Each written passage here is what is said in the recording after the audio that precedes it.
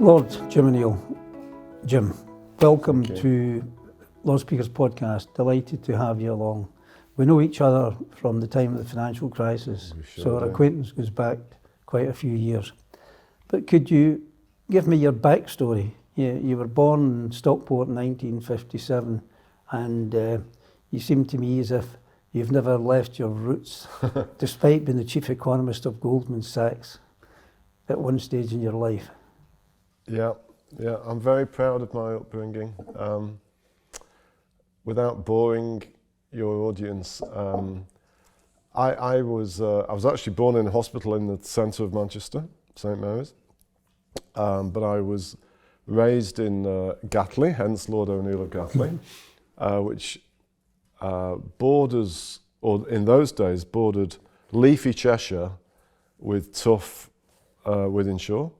And in fact, it's something that's only reflected on in later years, really, that the coincidence of that had a lot of influence on how I dealt with life, I think. We lived on a road that one side was Gatley, Cheshire, the other side was South Manchester. And unless you had a lot of money, or your parents were that inclined, we were on the side that meant we went to primary and junior school in Wythenshawe, which was a very tough council estate. And so from the very earliest of school age, I had to deal with a lot of people from very different backgrounds every day. And I didn't realise it would influence me. And maybe it's just in my mind, but I think it sort of allowed me to understand that the very different people in life, even in circumstances where they can live very closely, and one has to sort of understand that as you go through life.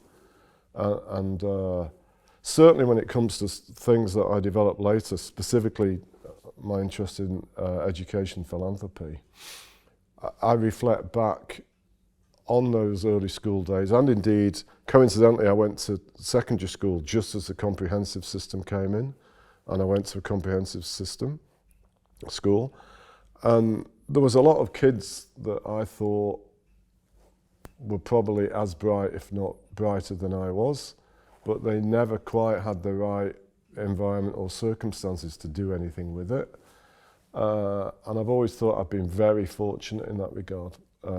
My mother and father also came from a very different background. My dad was a postman, raised in the centre of Manchester, and my mum came from a Cheshire farming family.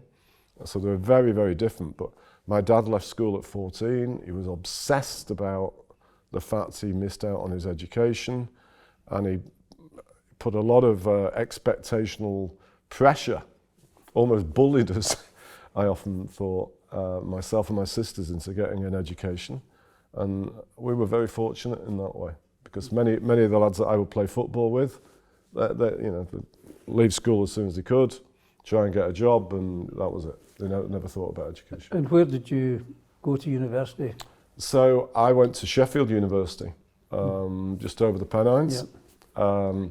My sort of idea was those hills in the middle meant it felt like being a very long way away.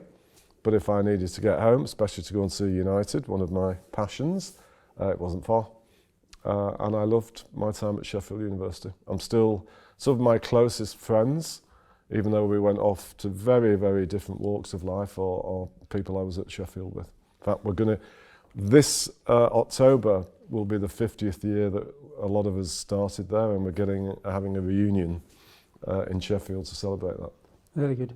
But give us an idea of the path you've taken in since university, because it would maybe seem odd that you started off in the financial sector with Goldman Sachs, a lot from where you came from. I mean, I've been very, very fortunate.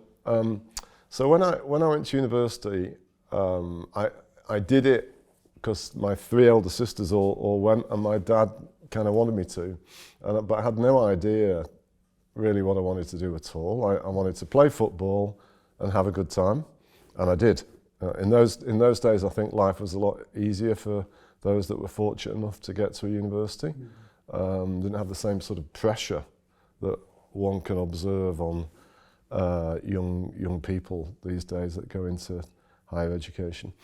And I didn't have any great ambitions. In fact, truth be told, I quite like the kind of university life, and I kind of thought, well, I'll stretch this out for as long as I can. It's being irresponsible and enjoying myself. And Jim Ford was the lecturer. Professor Jim Ford from Sheffield deserves a lot of credit for things that then happened, because to my surprise, as not being the most diligent of students, he encouraged me to consider doing a PhD at the University of Surrey in Guildford, which at the time was, I think, only one of 2 universities, the other being, I think, Strathclyde, that had an energy economics centre. And I'd done a thesis in my master's at Sheffield about boring portfolio theory of how building societies supposedly behaved, which was so boring. But he said, why don't you try and apply that to the OPEC oil producers, because you could get a research grant and do a PhD. I thought, that sounds good. Another 3 years without getting a job, I'll do that. And it coincided with the second oil price crisis. And towards the end of my PhD, when what I say now, it seems kind of crazy compared to the uncertainties going on in the world, but at the time where it was very hard to figure out what was going on in the world, with oil prices having risen already in the first crisis in the early 70s and then dramatically in the late 70s, I just sort of sent a CV around various places trying to explore getting a job, and by this time I'd built up a lot of debt, so I needed a job. And a lot of debt enjoying yourself. A lot of debt enjoying myself, Okay. is the truth of the matter. That is the reality of what it was. But I needed to pay it off. And so I sent my CV around loads of places, and the only ones that actually had any even responded were really banks in the city, particularly the American ones, because of my background. Yeah. Important, I think, in a way, how it influenced me. English employers, not being to Oxbridge, nah. But American banks, they naively thought, because I'd done this thesis, I knew exactly what the OPEC countries were doing with the money. And that's what dragged me into working in the city. I remember half thinking Bank of America was the one that I went to. This is how uninformed I was at the time. I'm like, is that Bank of America? Is that like their central bank? I was very sort of let's call it not focused on where my future was going. And I didn't feel at ease in the city when I first started. I thought it would be the real world as opposed to academia. And it all seemed a little bit strange to me at first. But I soon moved to another institution that was a specialist in foreign exchange advice. And I had only about 30 of us working. It was called International Treasury Management. And it was a very creative bunch. And there was myself and one other guy, Paul Churko, who were the economists. And I just sort of started to really enjoy myself. My job was to try and guess where the dollar was going to go, which I soon learnt that virtually nobody's got a clue where the dollar's going. Still a contemporary issue. It is, very much so. I just wrote something about it last week. Still trying to kid myself I have any idea where the dollar's going. Yeah. And I just sort of got into it. Yeah. But I also had the bug of travel, and this important influence on my family's life. Soon after I studied there, I moved to the first of 2 times to live in New York in the mid-80s. And it really suited my personality and my background. And in the famous people in New York don't really care about your background so long as you're sort of doing something and aspiring. That's New York. And I really felt at ease in that environment. Good. You developed an influential voice, particularly at the time of the financial crisis. Yeah. It's still very relevant. And even a few days ago, I listened to the Today programme, and you were on that programme, and you've been on a number of podcasts as well, so it's great that I can have you here as well. But then you come into the House of Lords as a Conservative peer. Yeah. It sort of struck me as, interesting. Explain that. Oh, it's very funny. I'll never forget, what is it now? 9 years ago, I joined the House. And I'm still not entirely sure if I know the right ways at all how one should proceed and behave in the House. But I'll never forget my maiden speech, and the Labour opposition beautifully teased me straight away about exactly the same. And quite a lot of them who I'm friends with knew me as a big Manchester United fan. And the first thing they said in response to my maiden speech was, we always thought of you as being a red, Manchester United's colours as well. Yeah. And I couldn't stop laughing, which I don't think was the thing one should do, but it was very funny. And it was odd. I've never had very strong political ideology, but a lot of people would observe things that I would say, even though I'd worked for Goldman Sachs for 18 and a half, 19 years, as though, if anything, I'd be left of centre. And I think it's reasonably well known when Gordon Brown was becoming Prime Minister, he tried to persuade me to kind of do something with him. And, so it was odd. But at the core of it, which really goes as to how I have thought since, and why it's very nice being a crossbencher since I stepped down as a minister, I sort of eager to see the right thing done, whether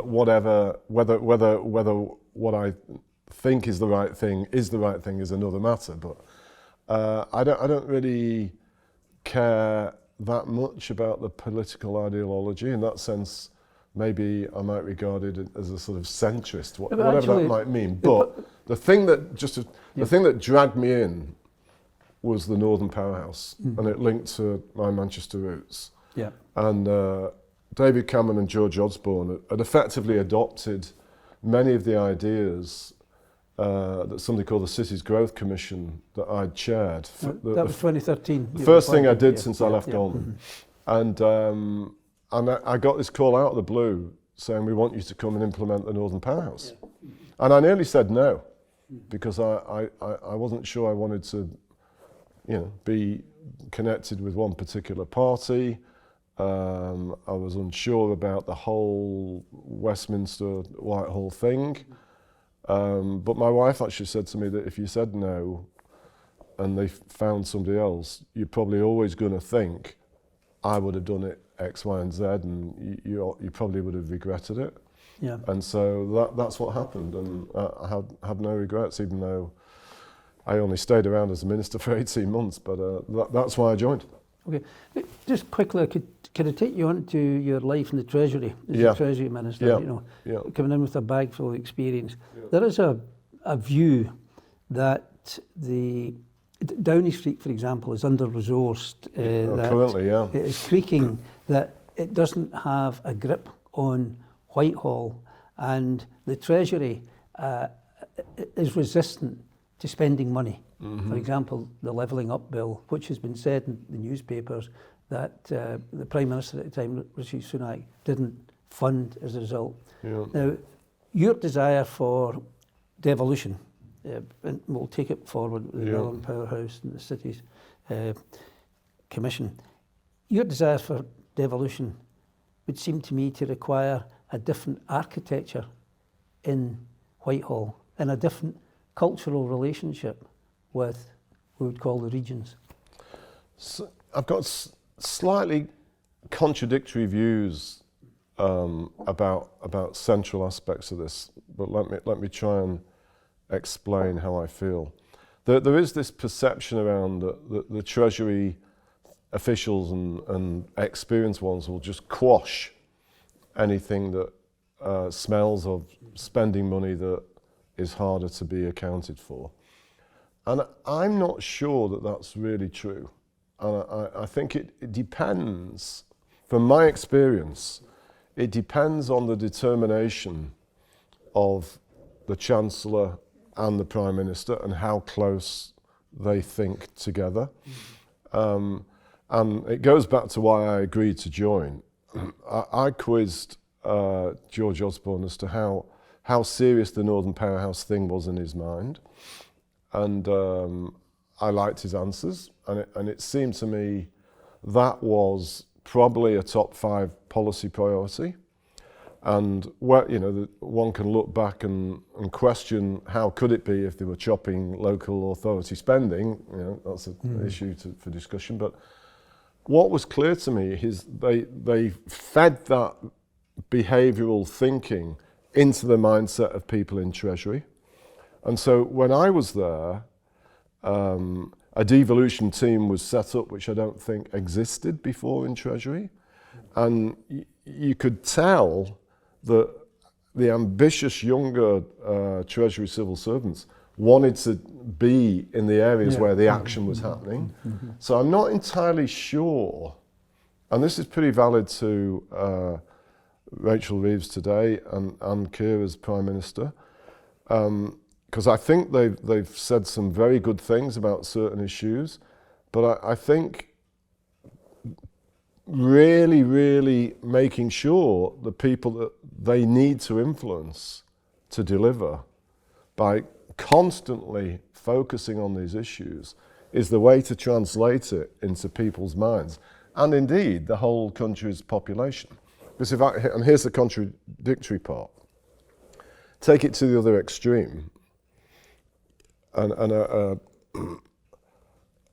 some people outside the world of economics and finance have started to influence me more very recently about this, including Thomas Heatherwick, the great young architect. Yep. Out of the blue, we met recently. He said to me, we never met before, never spoke. He said, I have this crazy idea about making Manchester the second city of the country and it being a national priority. I said, you're right. And I think if you really think about how the Britain and the England of the past 100 years have developed, we are ridiculously dependent on London and the South East. And what is interesting about the randomness of Thomas saying that to me is because of what's already happened a bit with devolution, Greater Manchester over the balance of the past 20 years has actually done pretty well. It's actually outgrown London quite a bit. I think you would say it's the centre of Manchester that's done that. Well, not the boroughs. Well, what is surprising is that actually isn't now true. Manchester itself has done pretty well, but of the limited data we've got, and as somebody that spends a lot of time there, you can feel it anecdotally. But you did say that in 2015, 16. I did say it. I did say it, and I used to say it to my now sadly departed pal Howard Bernstein quite often, and to Richard Leese, who would I teasingly call them the Manchester Mafia. That appeared to be the evidence in 2016. But in the data that we now have, as the ONS has started to publish more and more data about productivity and growth by borough, to my surprise, it shows that since 2013, growth in Greater Manchester has risen slightly more than Manchester itself. But both, and there's a couple of reasons I think why now in hindsight it's obvious, as the responsibility for local transport has shifted more to Greater Manchester, and the tram network has spread out to some of the boroughs. That's made it a lot easier for people to move around in the same way that people in London, frankly, take for granted. And secondly, with that, people can move around for work more easily. One has to be careful about this because the absolute base of growth and living standards is still very low. Of course. But that has started to improve. And so I think, and very few people, as evidenced by your question, have the slightest idea that this as being happening, but it's factually true. And so I think a national policymaker should think about how do we make this even bigger? And not just Greater Manchester. How do we do the same? Well, you have said, if I could say, for that, West Midlands or Glasgow or but on your area in the centre of Manchester, to any of Liverpool, Leeds, or Sheffield, it's a shorter distance than the Central Line in London. It's a conurbation of 8 million people. So how do you satisfy that greater devolution ambition? But given, Jim, that you've also laid down about half a dozen points that one needs to look at for proper devolution. You know, what you said, that the tax raising and spending power for the area, big issue given the centralised system we have here. The infrastructure, transport and digital, education, which is a passion of yours, but primary and secondary education, which you focused on, and skills, and if you like, a genuine level of ambition.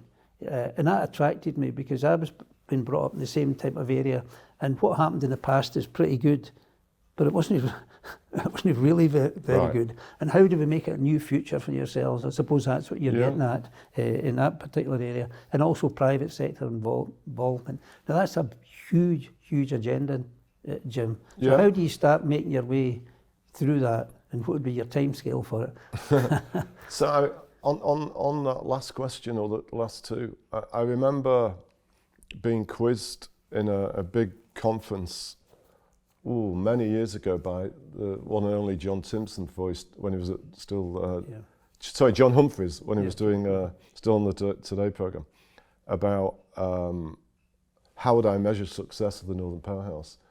And my answer related to something on education, and you and I had chatted about it off air, that there's 20 years back, I went to a school in North Manchester that had won a prize that I'd set up for the best. That's in Blakely. In Blakely. Yeah, that's right. 4 miles from Old Trafford, 3 miles from the centre of Manchester. And the male life expectancy, I found out there, amazingly, lower than Russia, which is notorious for having dreadful male life expectancy.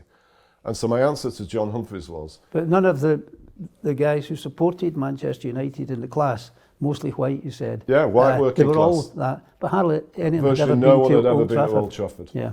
I sent a message to the then chief exec, David Gill, the following day and said, you got to do something about things like this. You know, you got people coming from all over the world to Old Trafford, but these young kids who are all United fans, 3 miles away, never been. But my answer to John Humphreys was about that. I said, John, my answer is, if I go back there in 25 years, if I'm still alive, and the male life expectancy is still as low as it is, it will have failed. Because that's ultimately, it's about people, right? Ultimately, that's what it's about.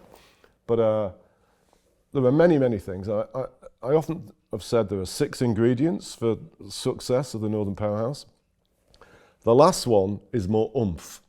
And to really connect all these things that you asked me together, you need to have a belief from civic leaders, from local authority leaders, from the people on how they're sold this story and link in with them to create, let's call it a buzz. You need to have a buzz and a hope that this is real, as opposed to just some gimmick to sort of pacify these people for the decline of manufacturing and the decline of whatever else has declined. And I think it's doable. And to Howard and Richard and others' credit, including private sector people, you've actually got that a bit in Manchester these days. And the key ingredient is people here need to have excitement about giving responsibility to local people in these places to make a national difference. And I try to show that if you could have, say, 3 or 4 other places, West Midlands, North East, probably West Yorkshire, and 2 or 3 other smaller ones, but they're the big ones. If they all could be doing the same as Greater Manchester has done, and Manchester carries on doing the same, the national growth performance of the UK the trend rate of growth would rise by 0.2, 0.3%. As a Scot, would that apply to Glasgow? Yeah, I would include Glasgow. You know, I've not been to Glasgow enormous number of times, but I have been there. But you did mention to me about the chief executive of Glasgow. Yeah. Maybe you can. When we started off the Cities Growth Commission, we looked at any urban place with 500,000 people or more, and there was 13 in the UK, including Glasgow. And so we went there, and in each of them we'd do these interviews with key people locally. And I'll never forget the then chief executive of Glasgow saying, "Don't talk to me about devolution. We don't have any effing devolution." And I thought it was very... Cut. It was very, very intriguing. And when I've wandered, you know, I like to walk a lot when I can, and I remember wandering around Glasgow, and it's, you know, it's a substantive place. Absolutely. And you can, it's substantive enough that if it's got its own buzz going and various things kicking in together, obviously Glasgow would be a place that could make a difference to the national growth performance. So yeah, definitely include Glasgow. Good. Okay, then let's finish in devolution by an imaginary scenario that the Prime Minister and the Chancellor invite you in to number 10, just you. Yep. Jim, you've got your ambitions for devolution. Your identity in Manchester is second to none. Yep. You want to revitalise the region. What do we do? How do we work with you? What are the things we've got to change? So there's some easy things that have partially had the door opened. I think adult skills education issues and adult skills, completely devolve them. How can... Well, you've called the Department of Education dreadful. Yeah, I mean, how can people, as well-intentioned as they may be, sitting here in Whitehall, have the slightest idea about what's really needed in these local areas? You know, when you stop to think about it, it's virtually impossible. And with it, you can't apply the same sort of conceptual framework that's going to apply in all these different places. So just get rid of it. And get rid of that part of those responsibilities in the Department of Education, and I guess it would be also the Department of Business to some degree. So that would be the first thing. Second thing, which is very topical in the spending review, which I guess will be about a month after our chat is public, I think there's a serious case for exploring devolving aspects of the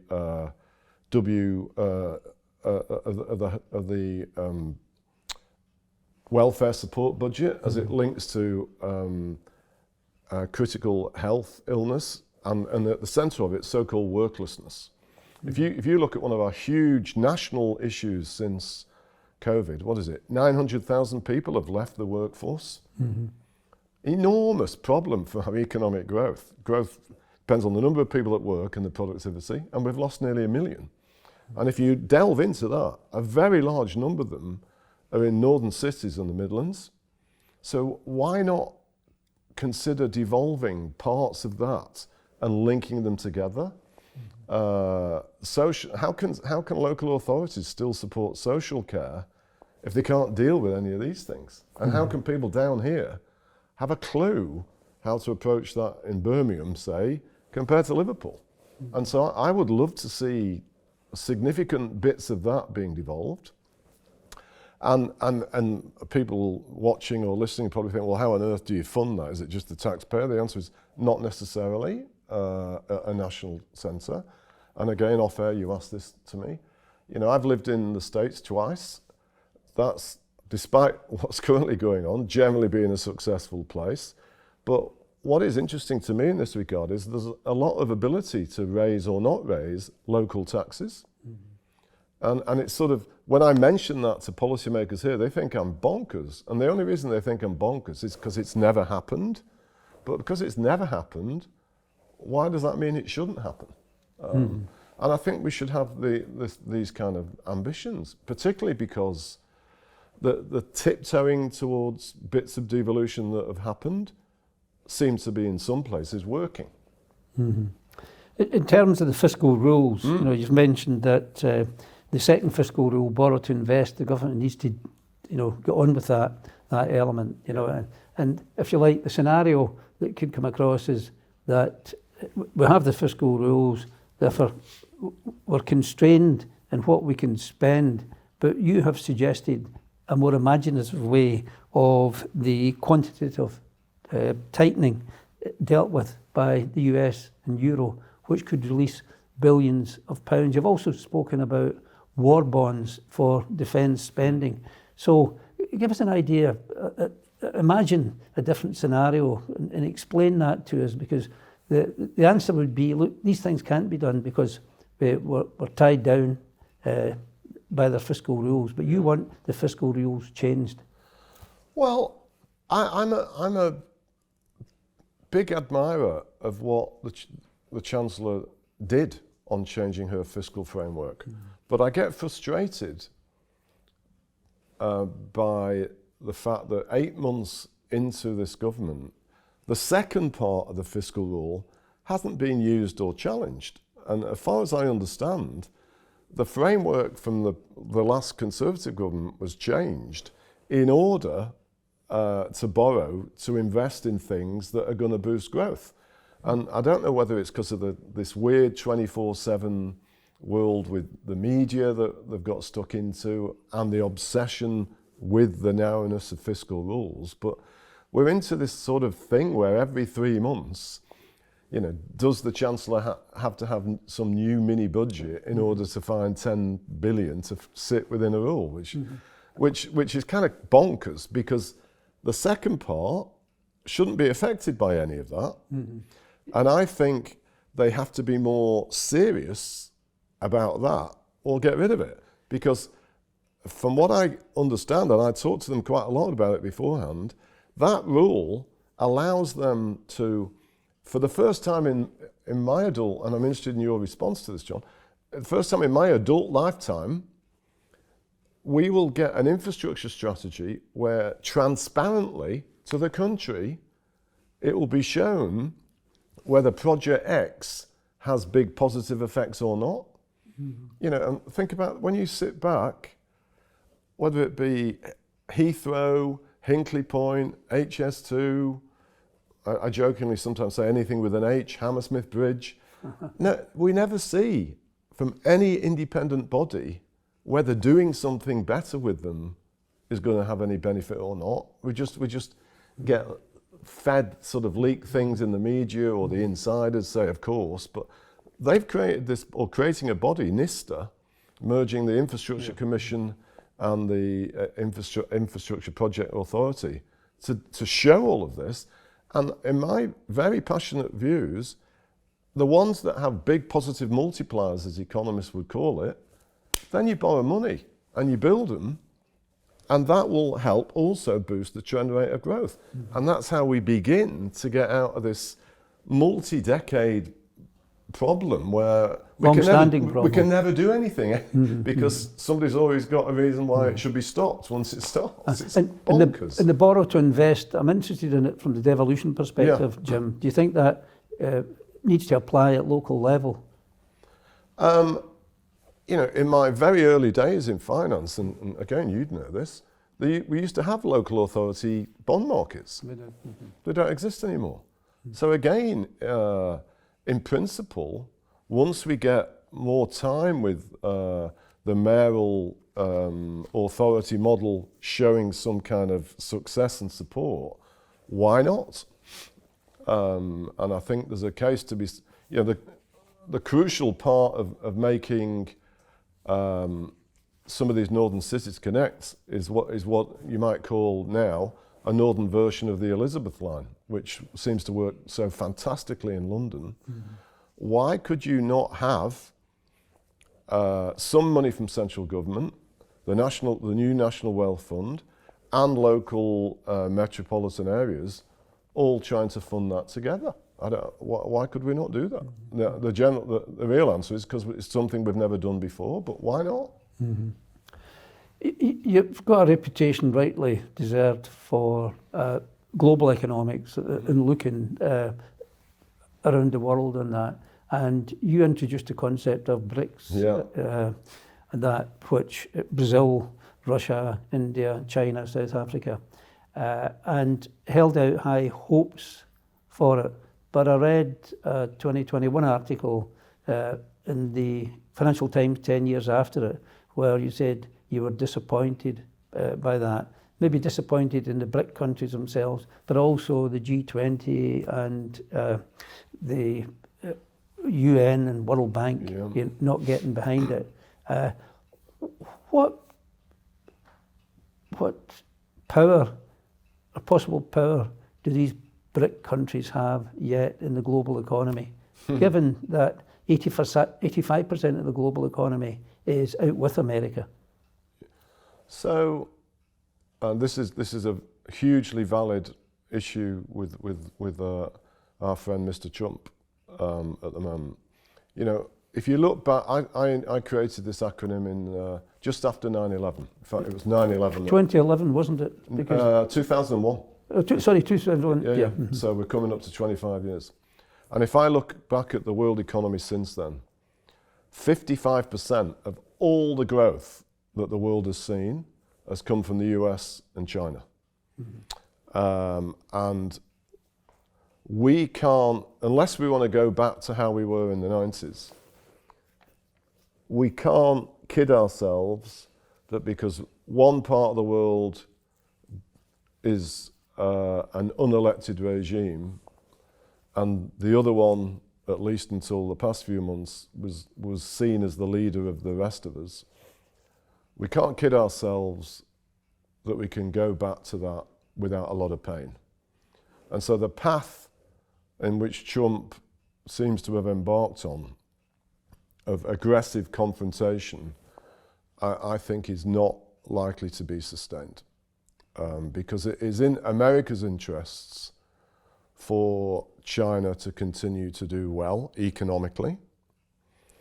And I'm worried that a lot of American intellectuals, particularly to the right of centre, don't accept that.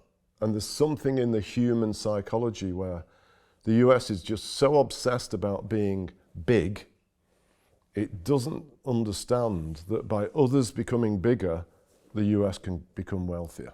Mm-hmm. So against that background, let me talk more a bit about the BRICS. So 25 years on, China and India have been huge successes economically. Mm-hmm. Russia and Brazil have not.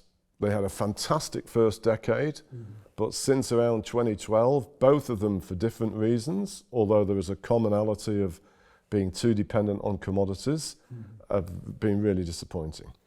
On top of that, as a political group, they don't function.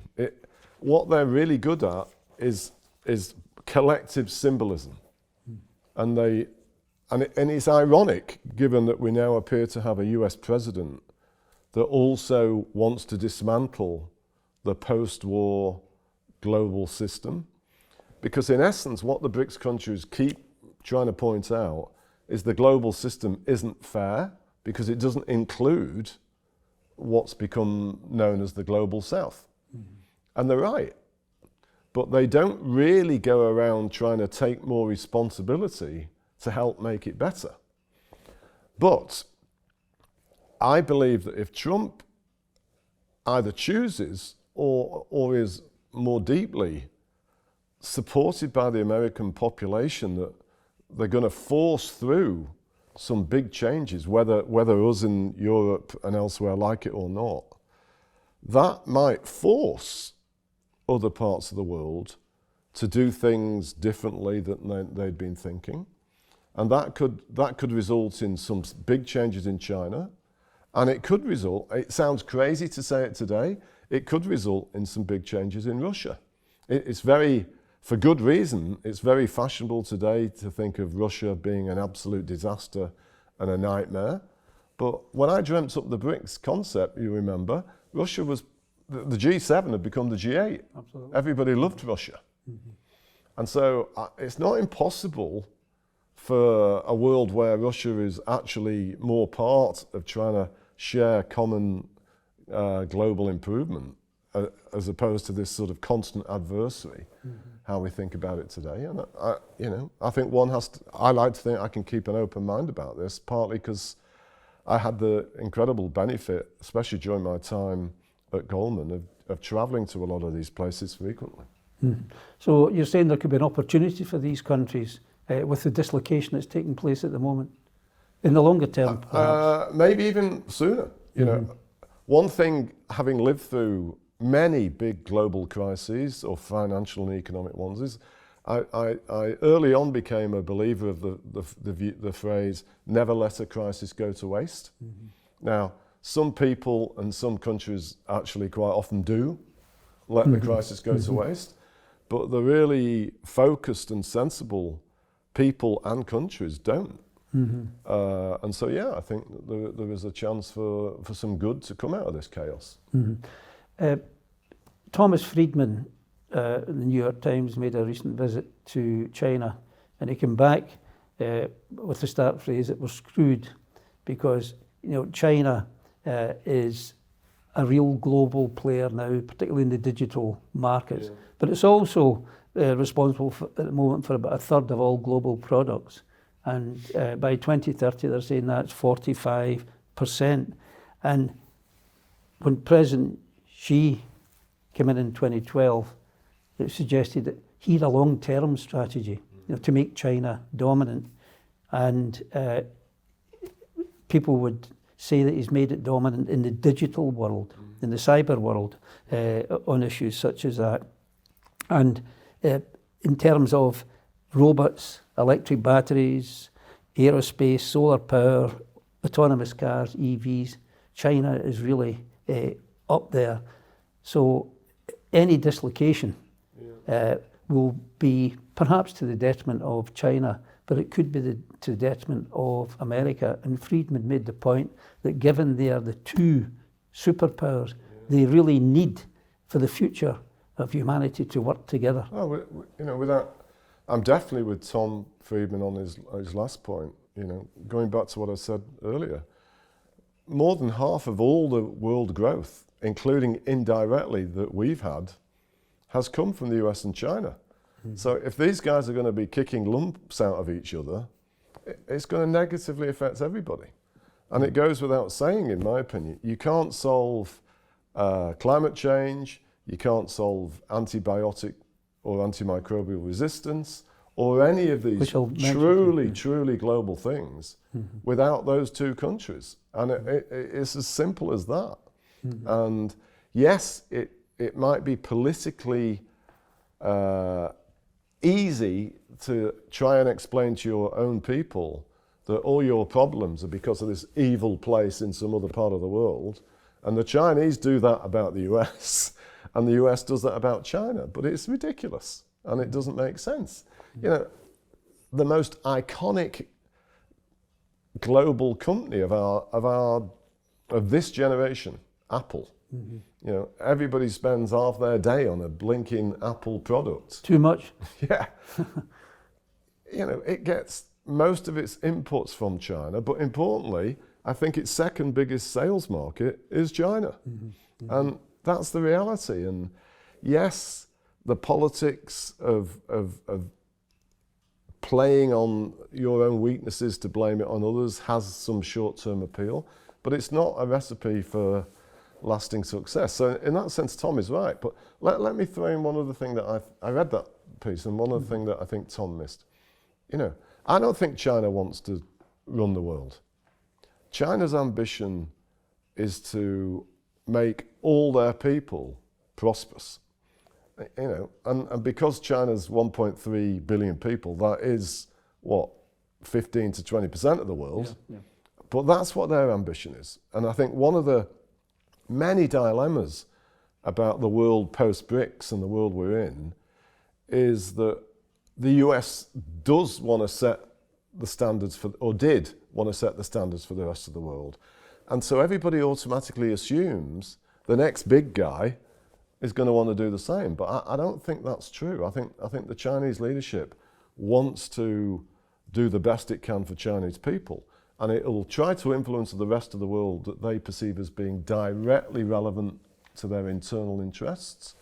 But I don't think they have the same global ambition that I often hear others talk about. Yep. On that, Friedman, if you remember back to an article, he mentioned visiting a car factory, a new car factory, and saw the designer 3D model a car, and they tested it in conditions of rain, desert, forest, and beach.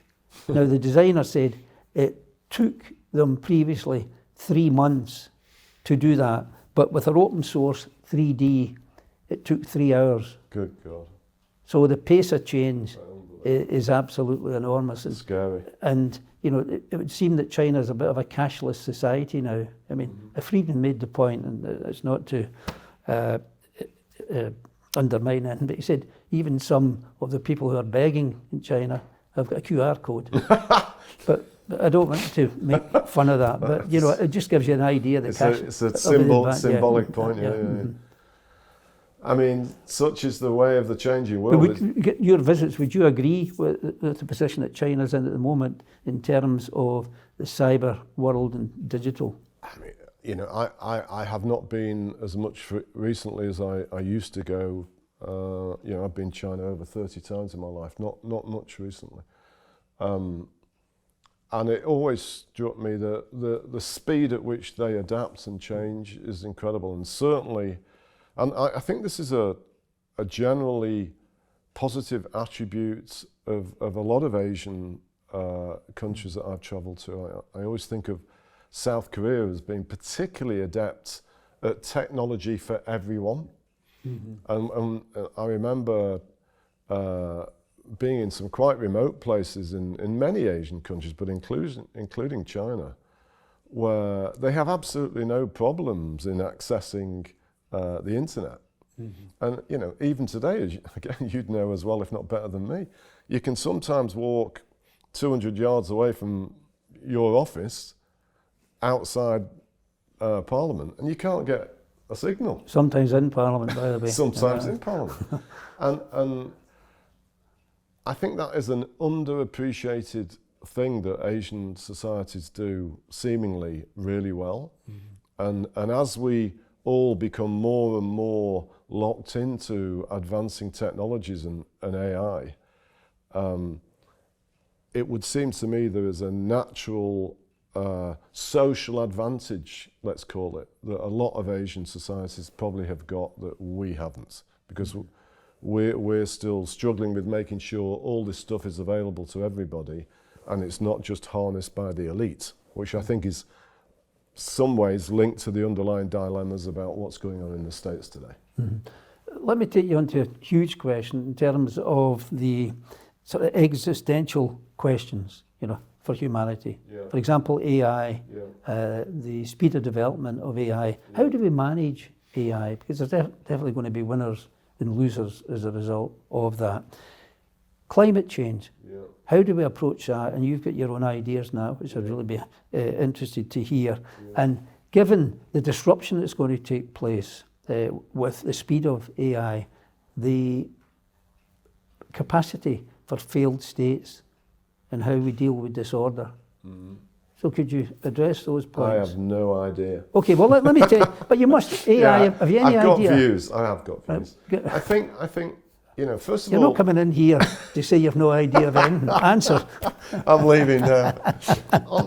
So the first part probably is very unhelpful. You know, I'm an economist by training, for good and bad. But, you know, throughout my career, there has been waves of time where people have said automation is bad for people. Auto industry is one that I often think about, which of course has gone through an enormous amount of automation in some of the best places. Yep. And at least until we chose to leave the EU, the success of the British-based auto industry, even though there weren't many British-owned companies, had become quite remarkable in terms of manufacturing productivity. So, I certainly don't buy this often popularised idea that dramatic growth of AI means none of us are going to ever have a job. Of course not. I don't buy that at all. The second thing to say, and it's because of my involvement in aspects of health issues and to some degree education. I think AI, if correctly guided and regulatory policy thought about really smartly, can be enormously positive. So we need a global framework. We probably need a global framework, which currently at the moment would be very hard to pull off. But we also need a very savvy, and again, given your background, especially your time in the Treasury Select Committee, you'd be able to think about this issue. We have to be careful to not confuse more regulation with better regulation, which is easy to say but very hard to do. But, you know, I think of our own productivity problems, and if you really delve into the data, it's become extremely problematic in the NHS, in social care, and in big public sectors. I think productivity is actually something like 10 to 15% lower than a decade ago in the health system. You know, how can we want to keep putting more and more money into something that has that low productivity? And it seems pretty clear to me that very smart application of AI could cause enormous productivity improvements in our health system and in our local authority social care, which in turn would take enormous pressure off the public finances. And so I see the optimistic path as being substantial. Where my final point is however, I think we do need to make sure that, going back to where you and I met, and at the core of it arguably was this idea that just let the financial sector regulate itself and there'd be no problem. That didn't turn out too well, did it? And there's a lot of these AI guys are wanting to do the same.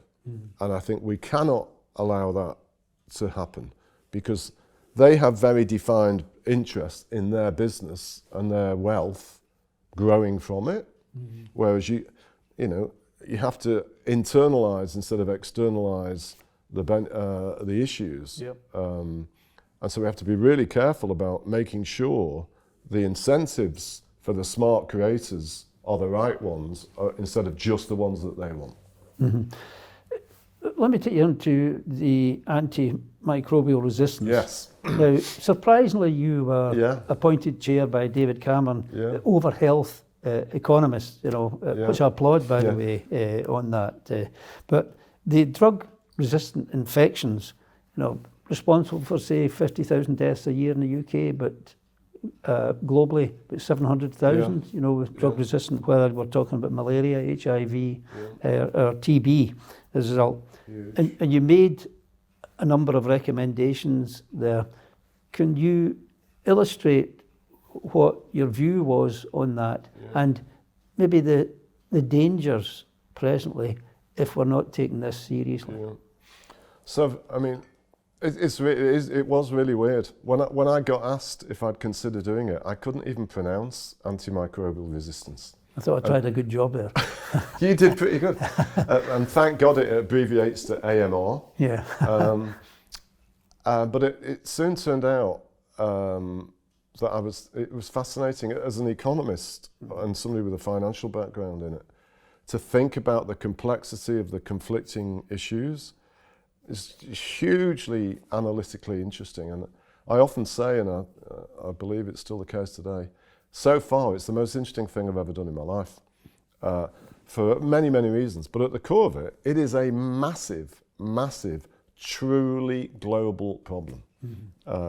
Doesn't matter whether you're a woman or a man, black or white, Sunni, Shiite, we all 8 billion of us are vulnerable to antimicrobial resistance. And at its core, I believe we need to stop treating antibiotics like sweets. And most of our recommendations focused on demand-reducing interventions and supply-boosting ones.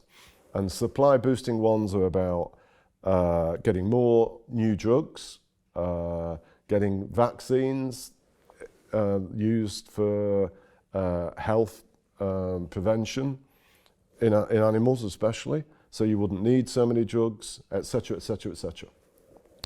I believe, and this goes back partly to the AI issue we talked about on health more broadly, we need to distinguish between those that do need antibiotics, and in many parts of the emerging world, the problem is no access at all. Yeah.